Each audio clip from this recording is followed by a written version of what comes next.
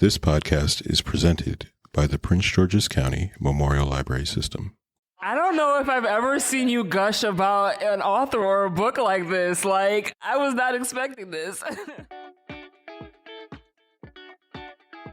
We're live. Hi, I'm Hawa. I'm Darlene. And I'm Heather. And this is our podcast, These Books Made Me. Today we're going to be talking about The Bluest Eye by Toni Morrison. Friendly warning as always, this podcast contains spoilers. If you don't yet know who wants to dismember a baby doll, proceed with caution. Content warning. This episode contains references to incest, rape, and child abuse. This episode is rated T for teen. We have a special guest today. Can you introduce yourself? Hi, I'm Tiana Davis. I'm the marketing specialist here at the Prince George's County Memorial Library System.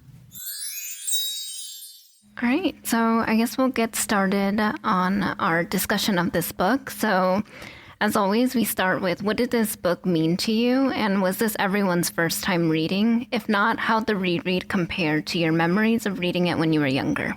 This was not my first time reading the book. I read this book, I think I was probably 14 or 15. Oh, wow. That's rough. When I read it. I remember I read it in high school because we actually read another book by Toni Morrison, and then I fell in love with Toni Morrison, and I was just reading all the Toni Morrison I could find at the time.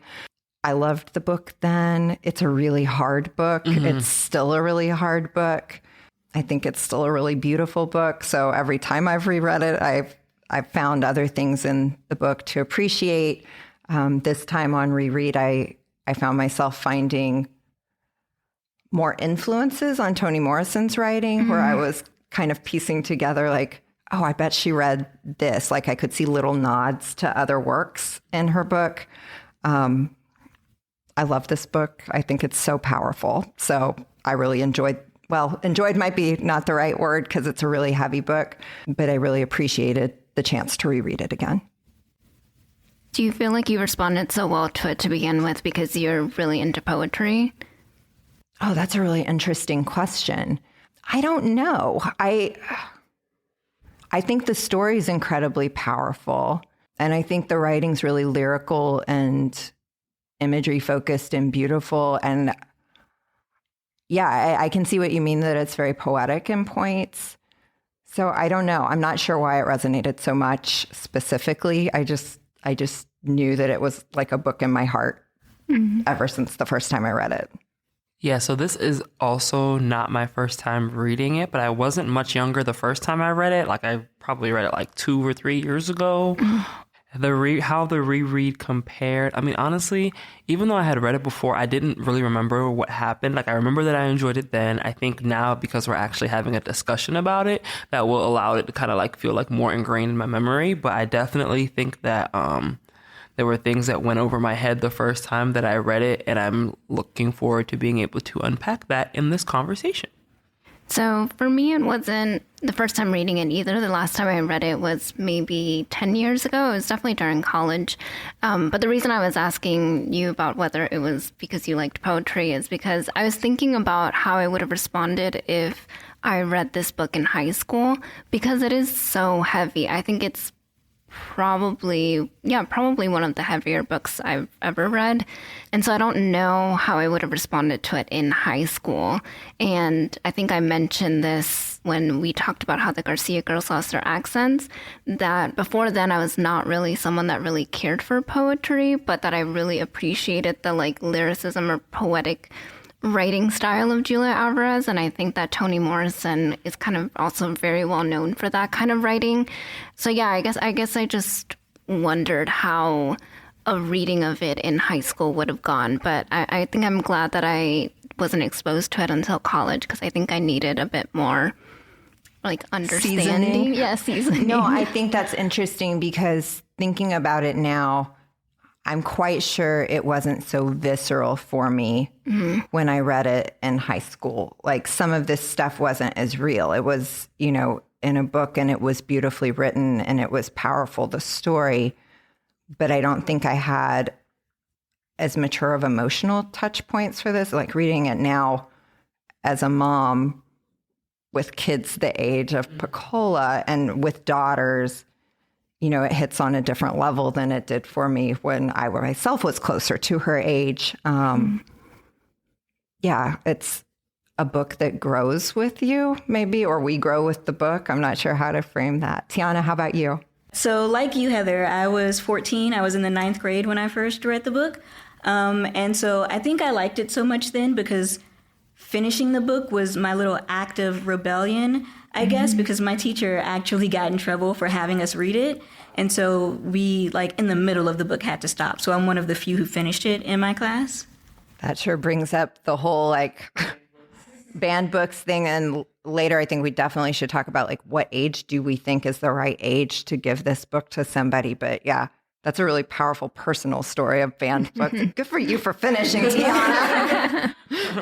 You showed them. Rebel without a cause. But yeah, how did it compare to your reread? This is a reread for you. How did it compare to when you read it when you were younger? Do you feel like you understood more? Yeah. For sure. There was definitely, like you, a lot that I missed the first time that I read it.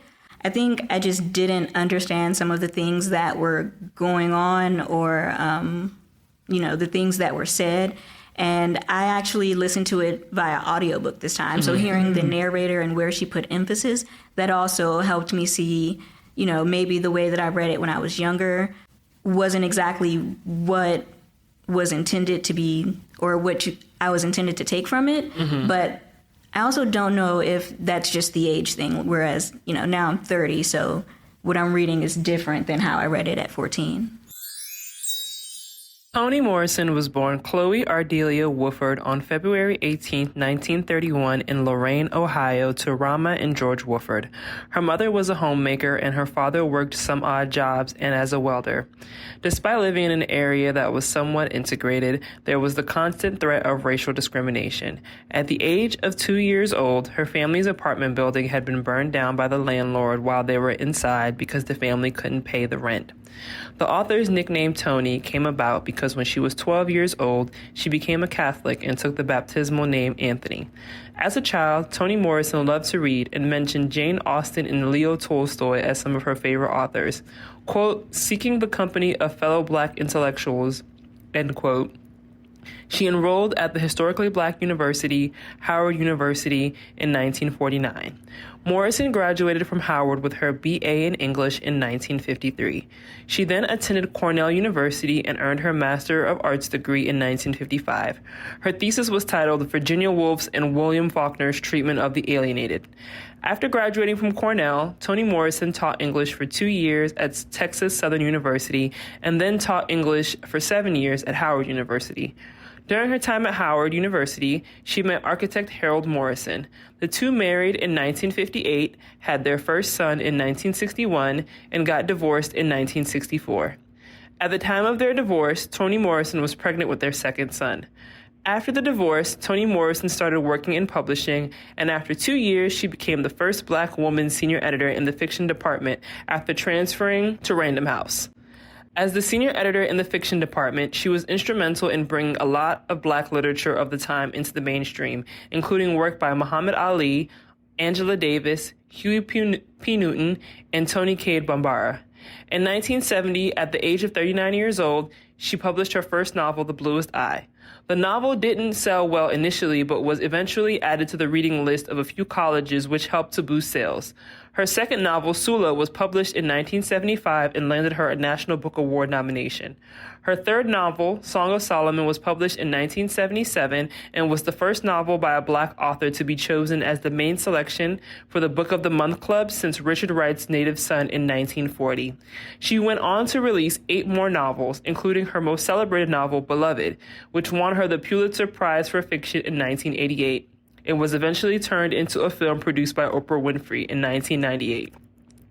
In 1989, she started as the Robert F. Goheen Chair in the Humanities at Princeton University, and she remained in that role until her retirement in 2006. Morrison's younger son, Slade, died of pancreatic cancer in 2010 at the age of 45 while she was in the middle of working on her novel Home. She had taken a break from working on the novel, but eventually continued, saying that she knew her son wouldn't want her to not continue on because of his passing. Toni Morrison passed away on August 5th, 2019 in New York City at the age of 88 years old from complications of pneumonia. A memorial tribute was held for her in November of that year, where she was eulogized by many literary giants. I'm going to give a quick plot summary before we dive into our discussion. Pecola Breedlove is a young Black girl growing up in the 40s in an abusive and dysfunctional home in Ohio. Her life is a series of tragedies and challenges. Teased mercilessly at school for her dark skin and appearance, she thinks of herself as ugly and unlovable. Her greatest wish is to be beautiful and have blue eyes so that people will see her and love her.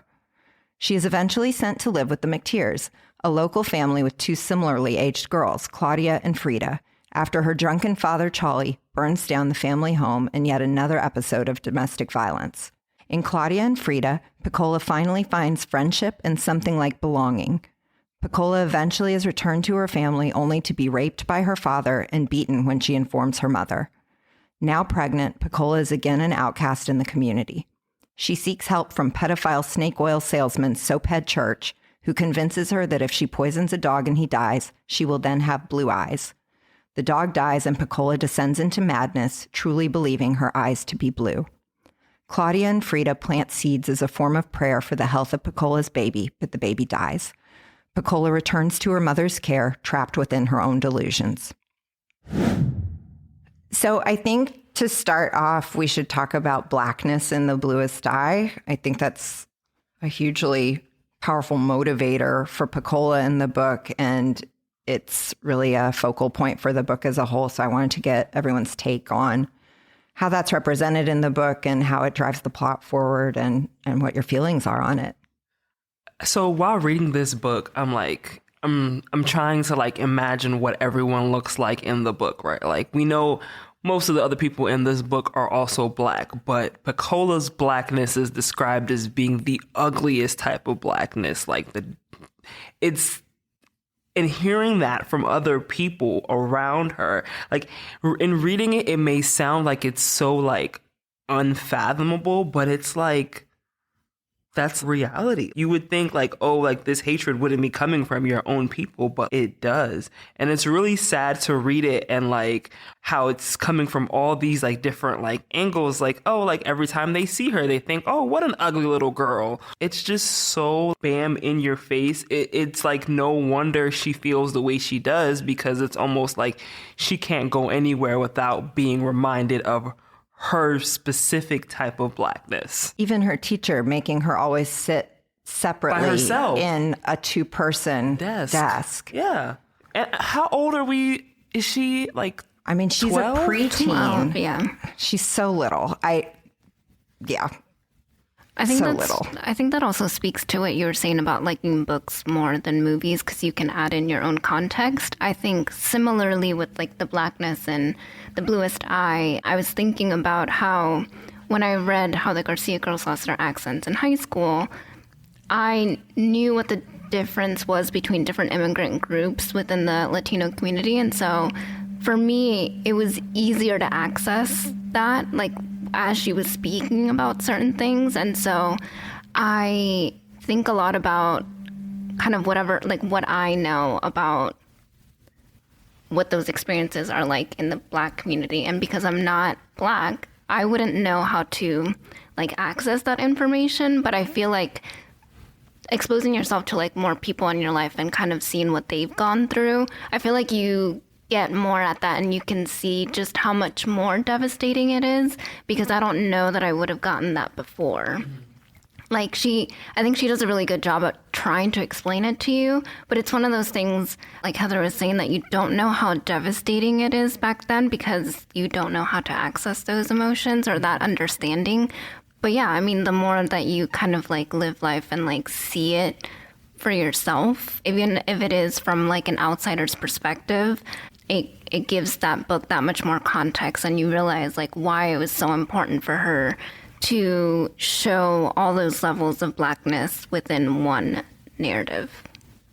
I wanted to ask if you all thought that this was something that struck me on this read that I don't think had jumped out to me before, that Toni Morrison is in some ways almost making the reader complicit in the colorism. Mm-hmm. She describes every character using color. Like throughout, you'll hear somebody described as high yellow or milky brown. Right. Mm-hmm. So you have this constant sort of like systemic colorism that runs through the book. So all of our views of these characters are now shaped, and our mental images are also colored by the color language that she picks to use for every character. And like, I think we are supposed to obviously hurt for Pecola, but I think much like with Claudia being sort of the proxy for us, we're complicit in it as well, right? Because we're also feeding into this, oh, that's how I'm seeing the people too. Like, oh, the little girl that's new in town, Maureen, like she's beautiful, she's light, she's, so pretty. And you understand why everybody's like wanting to be her friend and why she's popular. And the sort of unrelentingness of how Pecola is described as ugly and her description of herself, like... or of her family. Exactly, like her mother, and like the low foreheads and the hairlines and it's unrelenting. And so you start to internalize that as a reader too. And so my image of Pecola was like a really unattractive little girl. And so that was part of like, well, I feel for her, but like I'm playing into the exact same thing that it's trying to point out, if that makes sense. Yeah, and then it almost like feels like I'm looking at this certain part of the page where it's just almost like it's like the excuse for not excuse, but it's almost like their ugliness and their blackness is the reason for why things are not going good in their life, right? So like it says, the Breedloves did not live in a storefront because they were having temporary difficulty adjusting to the cutbacks of the plant. They lived there because they were poor and black, and they stayed there because they believed they were ugly. And then it goes on to describe what their ugliness is. And it really just talks about like the things that they talk about are like just maybe features that you think about when you think about like darker skinned people. And it's just they just seem normal. Yeah, honestly. But you do start to internalize the like, oh, I guess they're just, really unattractive and they, look a certain way, and that you start to accept that as truth because they've accepted it as truth as well. Yeah. Because that's all they're hearing from people. And oh gosh, yeah. I wonder too if some of what's described adds on to the ugliness for the reader. So, the mom is disabled. She has like the shriveled foot. And then the father is an alcoholic. So, he's probably sort of... I think she describes him as like disheveled and like kind of bloated almost at one point. Yeah, he's probably like a little sweaty, like... so I wonder if all of that adds to it, like, it's ugly to look at, sort of a family. And, I assume Pecola is maybe malnourished because they don't have a lot of money. So her clothes don't fit well with few clothes she has. Yeah. And I think also on that same topic, even though color is such a focus, we also have this concept of invisibility. Pecola is trying to not be seen, or she sometimes feels unseen, and then that becomes almost like a comfortable spot for her sometimes when things are going poorly, but then other times she wants to be seen. And this time that I read it, that had such echoes of Ellison's Invisible Man for me. So like this equating of blackness with invisibility, and that kind of runs as a through line in the book as well. So thoughts on that? No, that makes sense. Almost as to like not want to bring attention to yourself so that people don't have a reason to like make fun of you. I can totally relate to that, especially growing up. Like, yeah. And it's interesting when characters do notice her, and then it ends up worse for her. Like it's what's that kid's name that asks her to come back to his house? Junior? Lewis Jr. Yeah. With the cat. Yeah, with the cat. And it's like, I hate that kid. Yeah, and his mom. Oh, they're awful. Yeah. They're so awful. Like she literally, I'm not even gonna repeat the words that she, like if you read the book, you know what the mom said to her. Yeah. Like, I was so pissed. But yeah, I mean, had he just like let her go on through, she wouldn't have had to endure that. I mean, it was just like, it was just like a really devastating part because, right, like there's the abuse that he's doing in that moment, but then also like blaming her for the cat's death and then subjecting her to like the mom's verbal abuse.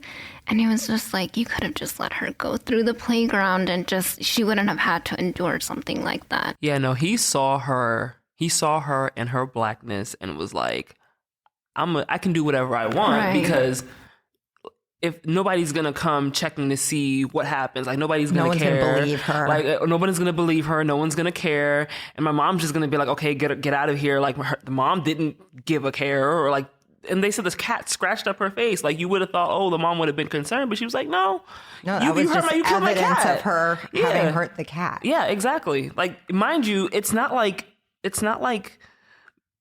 Junior didn't have a pattern of like harming the cat. So you would have thought, like, as the adult in this situation, right, the smart thing to do would have been like, to genuinely wonder what happened. She just took his word for it. Like, he hates that cat, but you took his word for it. Like, how'd the girl get in here to begin with?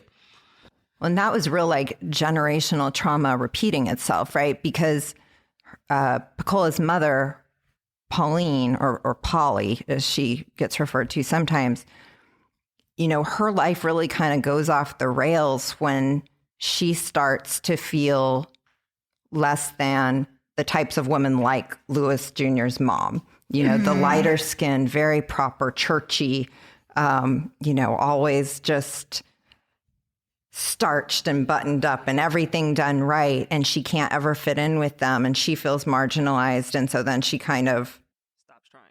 Yeah.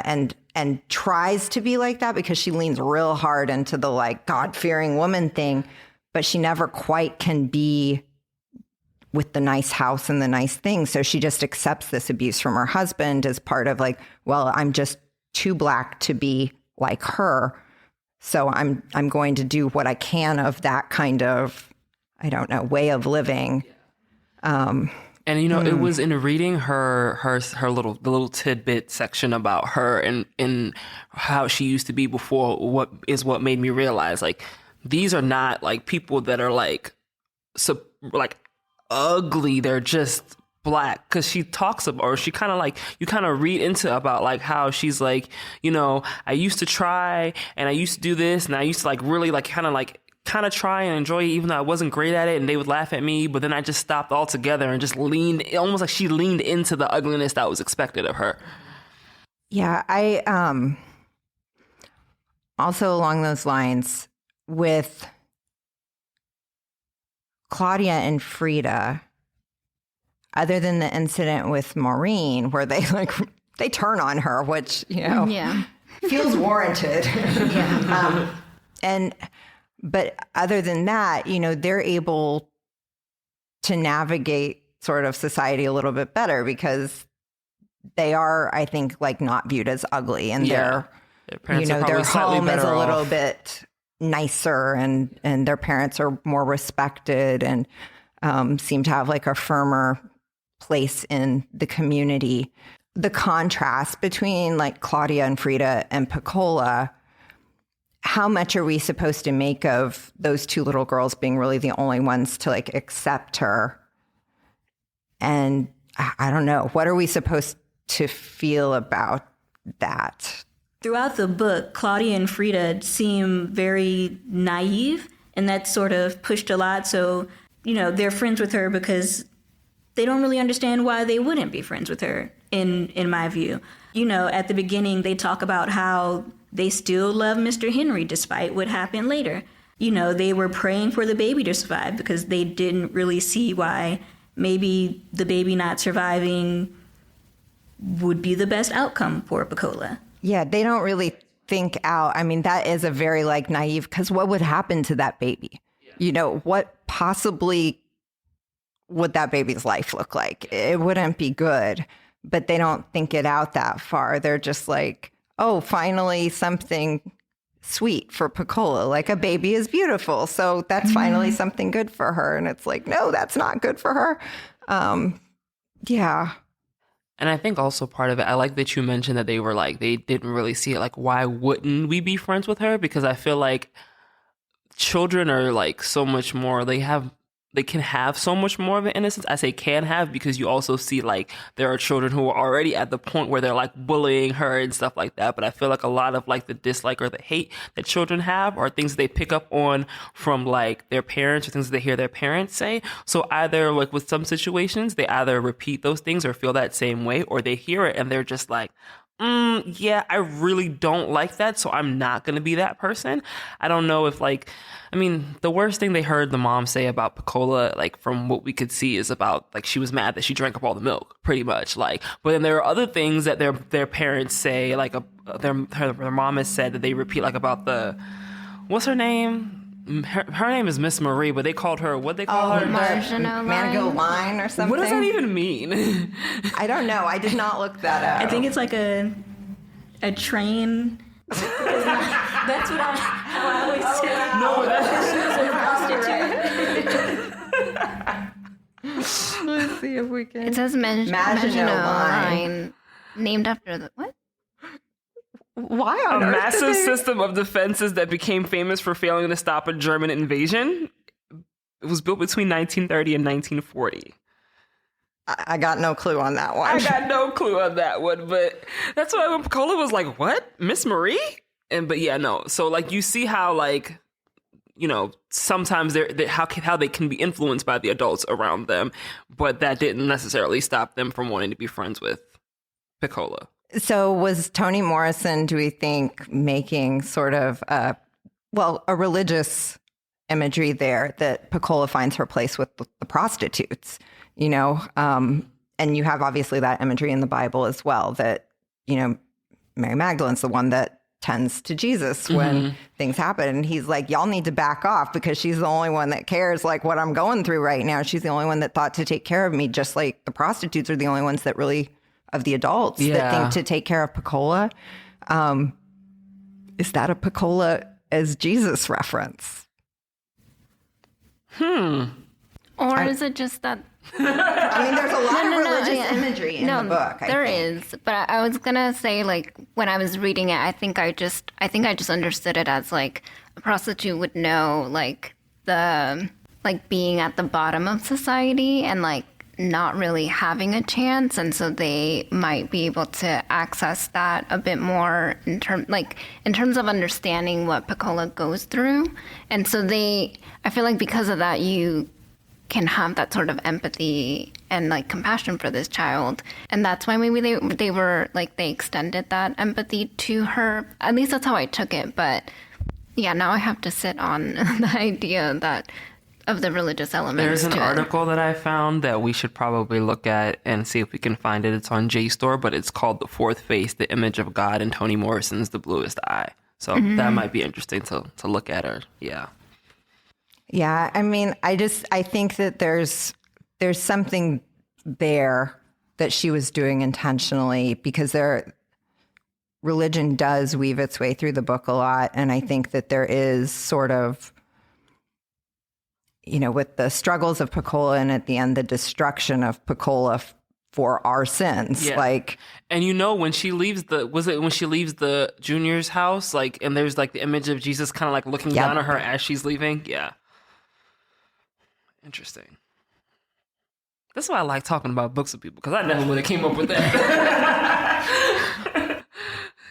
So with Pecola having her mental health crisis, who are we supposed to blame for this, do you think?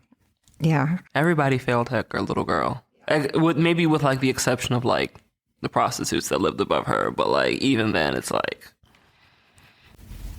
Yeah, I mean, there was nothing they could do for her all around. Yeah. Yeah, poor thing. She just doesn't get a moment of kindness really from anybody. Right, because the few people that were kind to her, right, like say like, you know, the kids and stuff like that, like what can a kid do in a situation like that? Literally nothing. Like they don't even have a full understanding of like why this is happening to her. Like what can they do? Well, and even the adults, it's a really odd dynamic. The women, so Claudia and Frida's mom talking with the other townswomen, the proper townswomen, I think, like that happens a few times in the book. And there's, initially they're sort of talking about like, oh, the Breedloves, what a mess. And like, he's no good. And she puts up with it. And there's all of this bad stuff. And Pecola's like just kind of erased. Like there's very little sympathy for her given how indicting they are of the family. And then that happens again after the rape. Like they're all very quick to be, oh, it's wrong. That's bad. Charlie's no good. Like he's nasty. Why would they do that?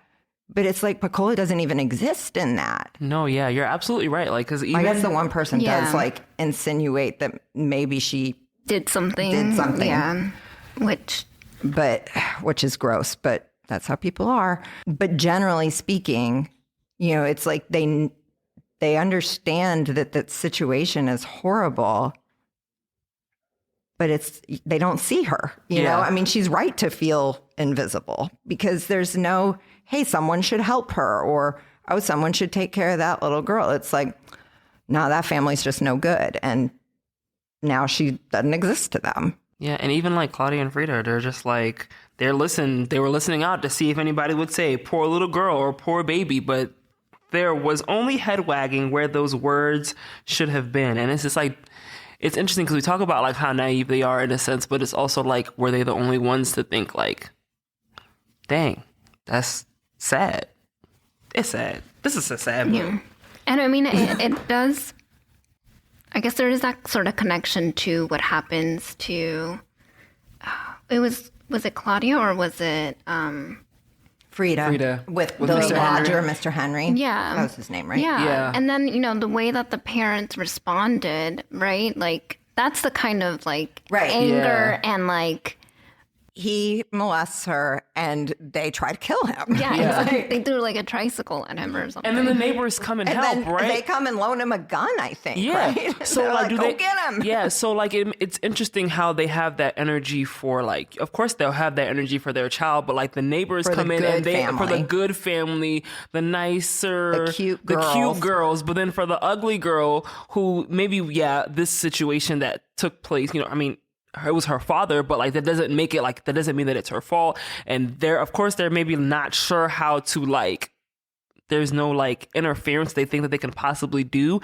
But the way they talk about it, I think also contributes to like the whole like society. Like they're talking about it as if like it's just like the latest gossip, right? Mm-hmm. Like it, not like, oh, we should come together and do something. Not that they would, but still. Like, nobody's like, oh, that's sad. They're just like, well, damn, that happened. Yeah. And I think that really comments on the fakeness of community. Yeah. Which I think I think I read that she did kind of write this in response to like all the like positive things that people were trying to bring forth about like just Blackness in America and like acceptance and like being more positive about things. And I think this book is a really good, like it shows how there is a fakeness in that, right? Like that you're willing to do it for some people, but you wouldn't do it for everyone. And so then is there like a communal, like Black community? Right. The idea that like if there's a community, someone's always in it, and that means someone necessarily is out of it. Right. Yeah. Oof.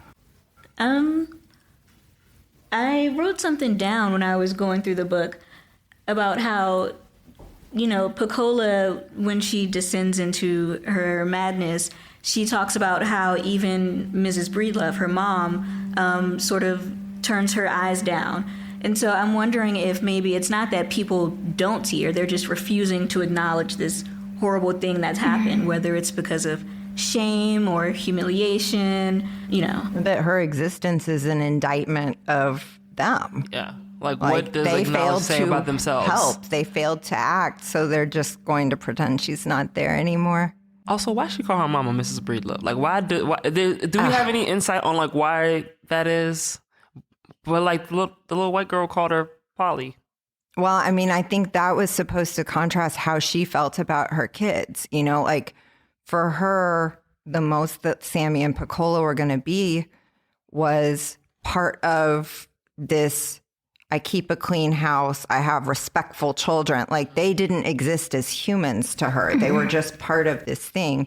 Whereas she sees the humanity in the little white girl and she's, sad for her tears. Yeah. And she has much more maternal affection for that little girl than she does for her own kin.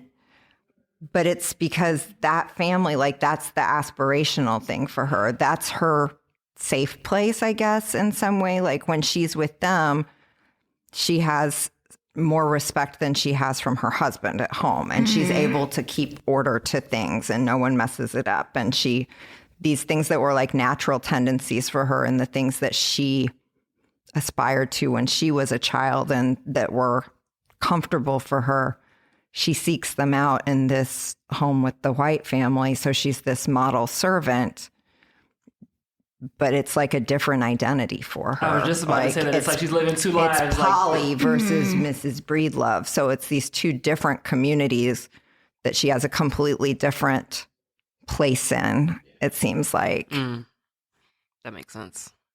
I was struck when I was reading it again. I think I've always in my head thought of Claudia as like the closest thing to a narrator that we get in the book, because we do get things from her point of view. And of course, we have chapters that are not from her point of view. But often when we have a narrator, that's like supposed to be the proxy or the stand-in for the reader. Like their mind's eye is now our mind's eye. I don't know if I still think that anymore. I'm not sure that Claudia is supposed to be the stand-in for us. I think we're the community, and Claudia is supposed to be an indictment of us. Like, what she's seeing in the book, she's seeing us, right? That's how I felt reading it this time, because I do really feel like Toni Morrison is trying to make us complicit in that community. Like, we're not doing anything either. We're reading these descriptions and we're internalizing these like adjectives about everybody and their places and how everyone stacks up in it. Right. And just how we're like imagining them based off of the words that she writes. Like, what does that say about us? I don't know. Am I misinterpreting? No, I think I don't it's think I interesting. had that read before, but then this time I was like, Claudia's really not quite the narrator in that way, not in the way of a traditional narrator anyways. I mean, if she falls into having some of that same perspective that the community has, though, how much of an indictment is it? Like, Does she, though? I think she understands certain aspects of it, right? Like, it's Claudia and... Why do I keep forgetting her sister's name? Frida, thank you. It's Claudia and Frida that have the doll, right? Like the blonde, blue-eyed doll. And it's, but Claudia's the one that hates the doll. Yes, I think Claudia is the stand-in for the author. Like, the whole section on her desire to dismember the white doll. And didn't want to be a mother, and they looked at her like, "Girl, what? We didn't have this growing up. You should, yeah." Yeah, and she's much quicker. Well, and Frida is very quick to like be like, "Oh no, you don't," to people. Those little girls are spunky. I really like them.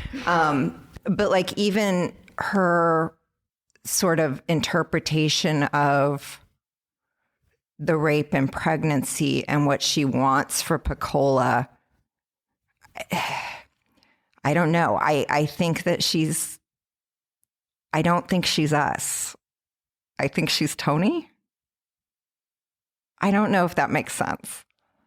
No, it makes sense. It's just it's something I got to sit and think with, Yeah, because I'm trying to think back on like every sort of like opinion or thought she's presented about any of the characters and trying to, because I know that she doesn't really care for Marie, and I think when what happens with Frida and what is it? Is it Henry, Mr.? Mm-hmm. Yeah. The lodger.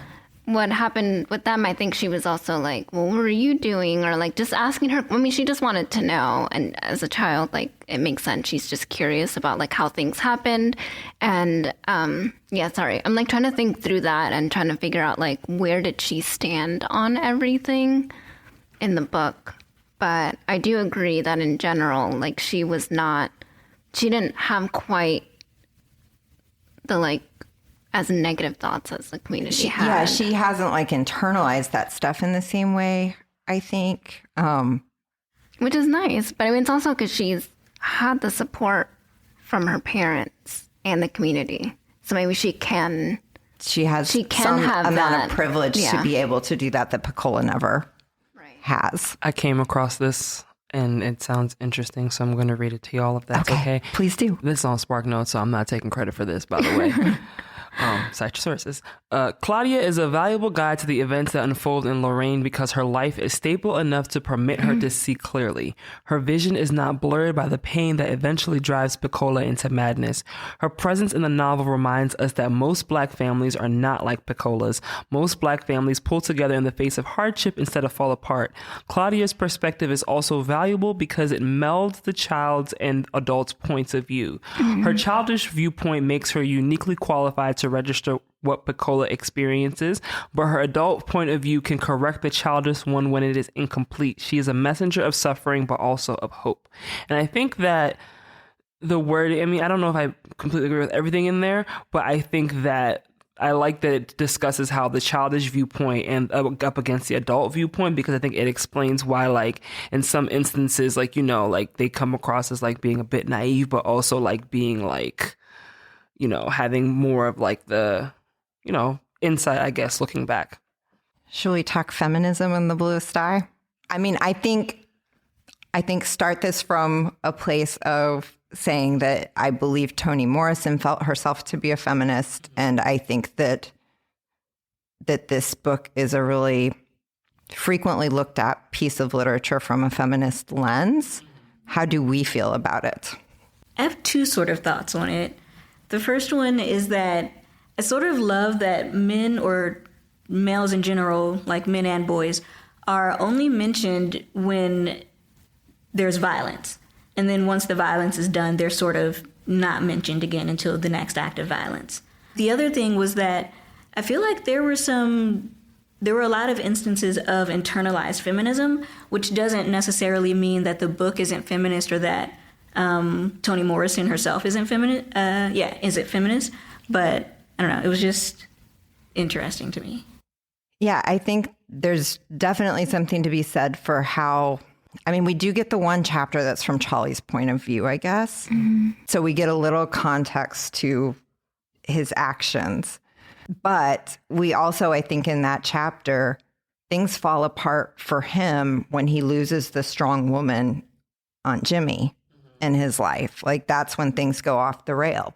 Mm-hmm. Before that, he is loved, he is cared for, and seems like quite a functional person until he then has this act of violence perpetrated on him by the white community with the, I'm not even sure what to call that. It's a horrible scene. But basically he's having his first sexual experience and some white men come upon him and make a show out of it. And it's awful.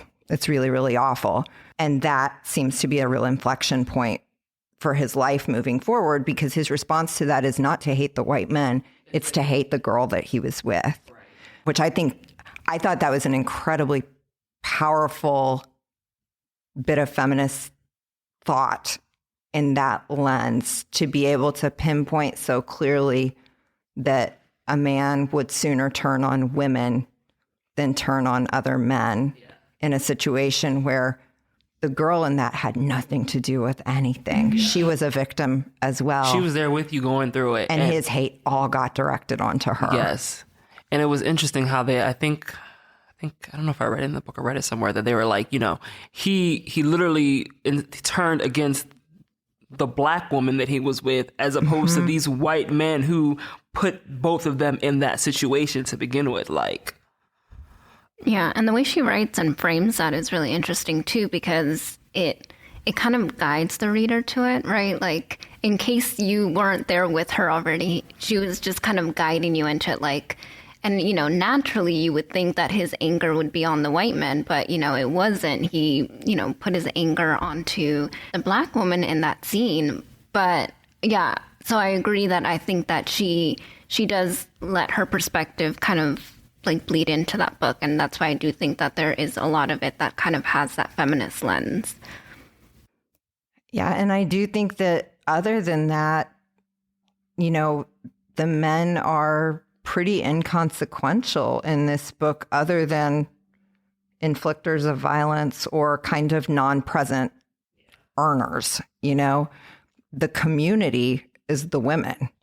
And we see several examples of community with the women. The prostitutes have their own community, and they're the only community that cares for Pecola at all. You know, they are in a weird way, they're kind of the model of a good community. They accept each other. They accept her. They've found a way to survive. Which I think shows range in itself, because it's just like, you know, I feel like I think in a text that maybe is not feminist or not as feminist, those women would have been viewed as like the bad, as most of the community kind of sees them, but you get that range, you know? Are the 3 prostitutes the archangels? I keep going back to the religious thing because I think there's actually a whole lot going on there, possibly. I mean, and then you have the like marginalized girl giving birth to in horrible circumstances, but the baby itself is the product of hope for Claudia and Frida. And then the baby dies for the sins of everybody. Like there's something there, and I don't know if I'm sophisticated enough to put it together, but I think she's doing something really intentional and extremely complicated in the writing there too. Sounds like there needs to be a part 2.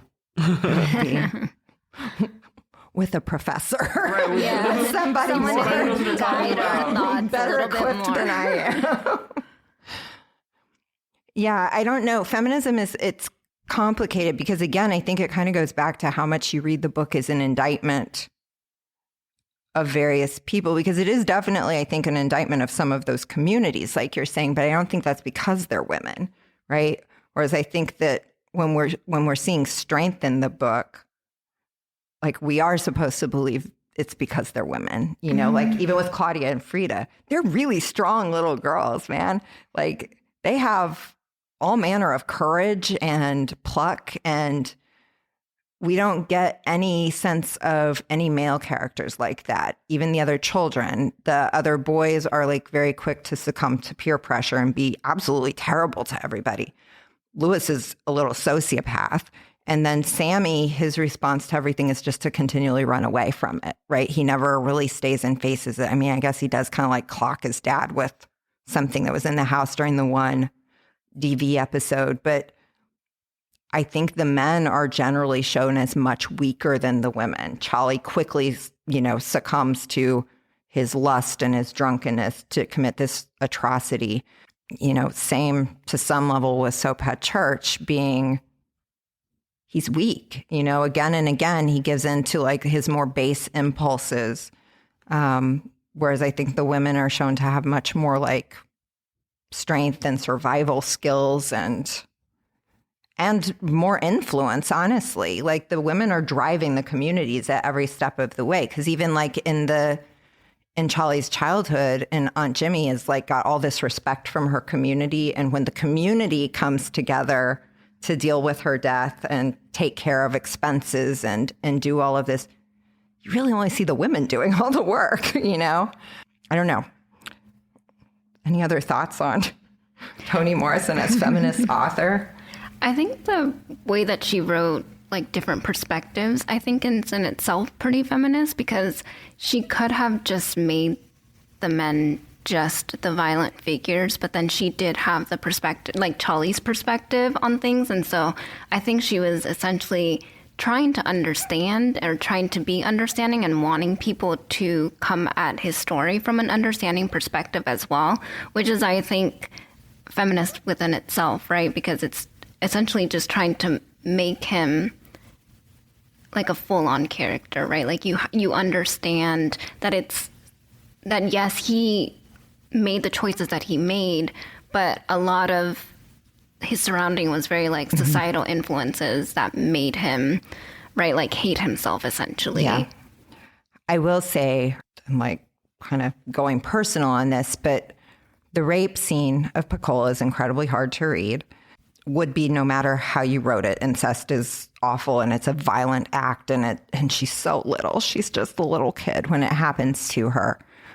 But like Darlene was saying, I think the way that it's written from Charlie's perspective, there's a lot of delving into his sort of complex thoughts about the act and what's going through his mind at the time. Mm-hmm. and he's dealing with these sort of competing urges of hate and love and lust and being drunk and wanting to inflict violence, but also wanting to be tender towards this little girl.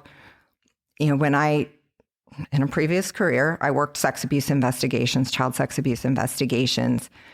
And I will say that this is probably the closest description of an event in terms of matching perpetrator interviews that I had, which I should have done more research on this to know what Toni Morrison's backgrounds and experiences were and what she was drawing from when she wrote that.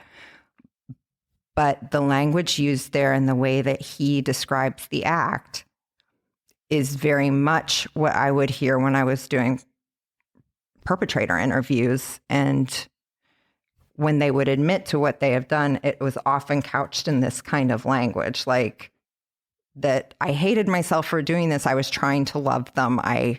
Almost like an excuse. Yeah. Or like that's their logic. There's a like rationalization to it. Yeah. But they still know it was very wrong. And Charlie does too. I mean, like that's very clear through line there that he knows what he's doing is a very wrong thing. Yeah, because he's still looking at her like, but I still hate her. Yes, and the very wrong thing is part of what's turning him on. I think that's explicitly said in one of the sentences in that scene. Yeah. And that's very, very true in my experience to what actually happens in those moments with those situations. So I do think it's interesting that she chose to write it that way and on some level maybe humanize him, but it's a really complex depiction of an event. Right, it doesn't, not to absolve him. Right, like, and contrast that to, Tiana, this is not the first book we've had a rape or child molestation scene in. We've had it in several of the books that we've read, but they've almost always been from the point of view of the child experiencing it. Mm-hmm. I think this is the first time we've ever seen it from the lens of the perpetrator. That's really interesting. Why do we think she chose to write it that way? I would say it could be in contrast to, you said you didn't know how to describe what happened to Charlie. I was thinking that, like, to me, it's sexual assault. And he probably didn't have the words for it. And so he self-medicated with alcohol and, not an excuse, but so what he did to Pecola, he's describing that. And he also described sort of his own, like what happened to him, the sexual violence that happened to him. And so one sort of resulted in hate. The other is sort of a mix of hate and as much love as Charlie could possibly muster. It's twisted, but it's there. It's not worth anything, but it is there. Yeah. Yeah. Yeah, because do we know when, like, how old Charlie was when that happened to him? 14? He was 12. 12? Oh, wow. So around the same age as Pecola. Yeah.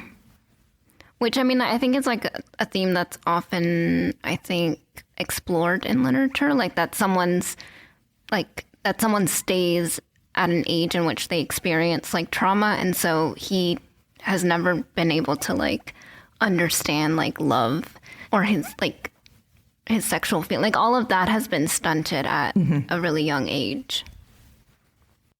We do actually have a kind of nuanced look at female sexuality with Mrs. Breedlove as well.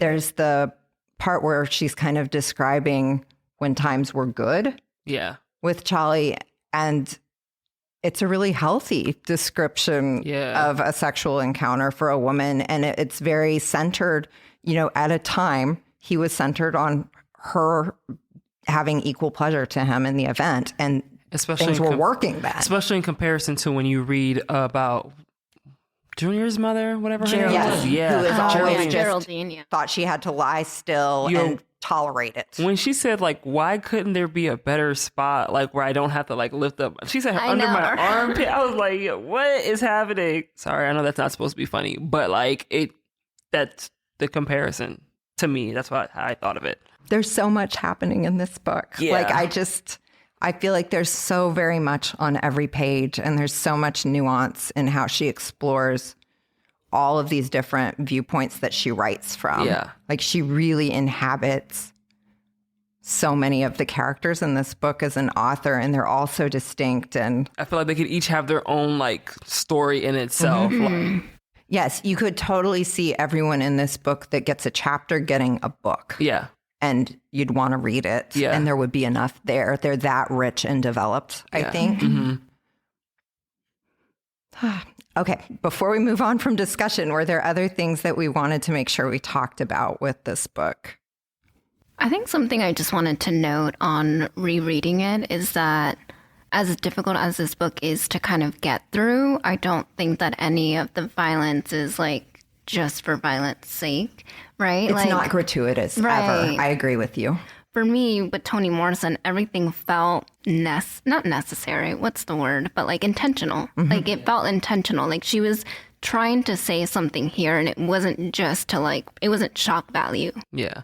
It wasn't like a and then. I think that, and I'm typically somebody, I don't like rereading books because I'm just like, there's so many other books that I to read, but to read for the first time. But I feel like this is a book to reread, and this is my first reread, but I don't think it will be my last.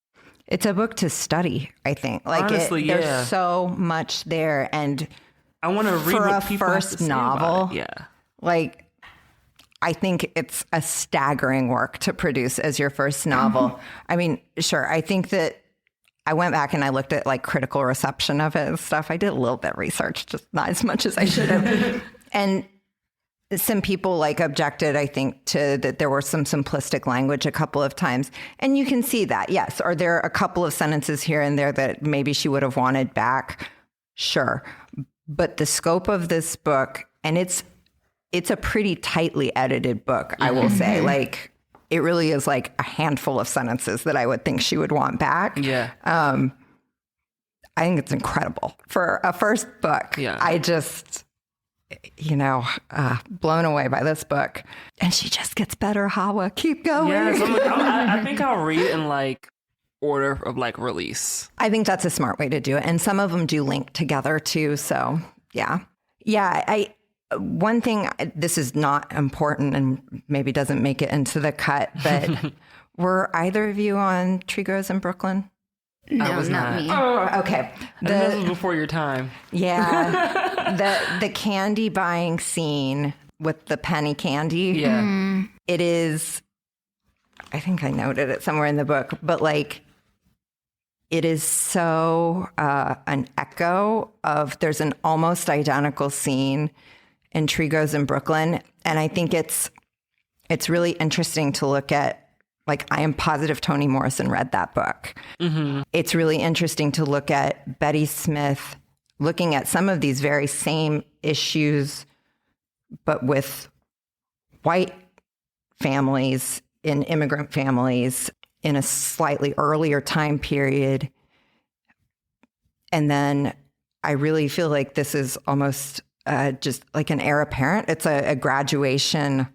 She's taking like everything that happened between Betty Smith writing that book and all the literature that like came between it, particularly stuff around like the Harlem Renaissance. And I mean, Ralph Ellison, it seems like such a clear influence on her. And she's just taking it like to another level. And I really appreciate that in a book, like where you can have something that to me looks like a definite homage to a very memorable scene in an earlier work, but make it your own and make it say something similar but different. Like, it's just really sophisticated writing, I think. Again, first-time author. She's a genius, y'all. I don't even ever seen you gush about an author or a book like this. Like, I was not expecting this. No, I was a mess. I read it again, and I just kept going backwards, and then I read it the same piece again, and then I go backwards again, and then I'd start crying again. And yeah, it's an incredibly powerful book, and like, I don't know. This should be mandatory reading to me for like, everyone in this country. I just think it's really important. I haven't like fully formed my thoughts on it, but it's back to the idea of like invisibility and the fact that they really idolize Shirley Temple because they say that like she's not invisible. Like for a child, she actually like commands a lot of attention. But like Shirley Temple is very much exploited during her time. It's mentioned. Oh, it is mentioned in it. Oh, she maybe I says missed somewhere it. in here, like things didn't turn out good for Shirley either or something. And I was like, yeah, again, it's like, that's small, but she got it. Right. Okay. Like, I was like, yeah, there must be a reason why she like chose this particular character. I mean, granted, I don't know that there was any other like blue-eyed blonde child that had the level of like commercial success that Shirley Temple did. So she's a powerful symbol just in that way. But yeah, it mirrors the fact that Pecola really wants what Shirley Temple has, right? Like command that sort of attention. And then also just like the sexual exploitation. So it just all connects in the end. Well, and I think that's a sophisticated feminist lens for viewing that, right? To see Shirley Temple, to view her through the eyes of a child, then flip that, have it acknowledge that like that wasn't a good thing. You know, as much as the kids are being like, oh, I wish, it's saying like, be careful what you wish for because she's objectified. And, you know, yeah, I totally agree with you on that. I guess before we move to this next little bit of script, can we talk about the ending real quick? The end of the book, I don't know. I was struck by the last passages. So the final couple of pages begin with, so it was, a little black girl yearns for the blue eyes of a little white girl, and the horror at the heart of her yearning is exceeded only by the evil of fulfillment. And then the final sentence is, at least on the edge of my town, among the garbage and the sunflowers of my town, it's much, much, much too late. And what do we think about the ending? How are we supposed to interpret what happens to Pecola? Is it fully dark? Are we supposed to have some hope in there? You know, I almost feel like she's trying to show Pecola's madness is an indictment of the town. It's an indictment of society and everyone around her. But for Pecola in the end, is she getting almost a form of salvation to be able to escape into her mind like that and be free? Like she now believes she is beautiful. She now believes she matters, even if it's only internal to herself. Yeah, I think so. There's this line here that, funny, as you're saying that, I looked over and saw it. It says, she, however, stepped over into madness, a madness which protected her from us simply because it bored us in the end. So I feel like, yes, to answer your question in a short answer. But in a maddening way. In a maddening way, right? Yeah. Because then you hear Soaphead Church, like you read his like dialogue about like how he's basically saying he's doing this for her, right? Like he's the only one that's really empathizing with her. He knows what she needs. He understands her deeply. And so he knows that he has to play into this for her sake. And I think you call BS on that when you're reading it, because you're just like, who are you to really do that for her? Like, are you really doing something for her? And so I think that when she does fall into that mindset, you see what he's saying about, like, how he felt like he was helping her, but then you're like, that's not help, right? Like, understandably, like, she can be lost in her own world about it, but... Yeah, it's clearly not a good outcome. Right. But you realize, like, is that really the best alternative? I mean... Well, so that's the thing. And then I get back to the religious thing, right? Like, is a man being murdered on a cross really a good outcome? But we're supposed to believe it is. Like, that is a salvation in a sense. So is the old Pecola being destroyed so that new Pecola can live completely internal to herself now? Well, wasn't there a little bit of agency in that, at least? I'm not a really super religious person, right? But like the way that it's framed is that he did that.